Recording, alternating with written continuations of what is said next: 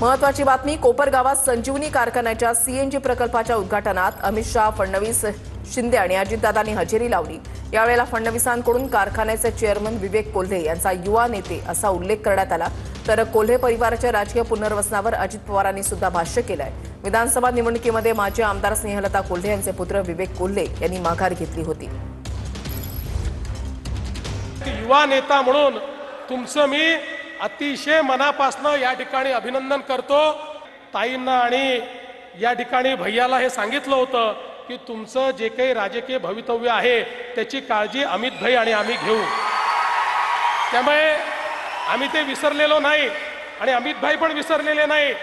अमित भाईंनी गाडीमध्ये बसला असताना त्याचा उल्लेख केला की विवेक भैया आणि ताई आपल्याला भेटायला आले होते आणि या सगळ्या गोष्टी आपल्याला पुढे करायच्या आहेत, त्यामुळे त्याची काळजी करू नका, तुमचं सगळं राजकीय भविष्य उत्तम होईल। आताच येताना आम्हाला अमित शाह साहेब विचारत होते, मी एवढी सीन तुम्हाला दाखवतो, तुमच्या मनामध्ये जे आहे ते शाह साहेबांच्याही मनामध्ये आहे, एवढंच मी सांगतो, त्याच्यापेक्षा जास्त त्याबद्दल काही बोलत नाही।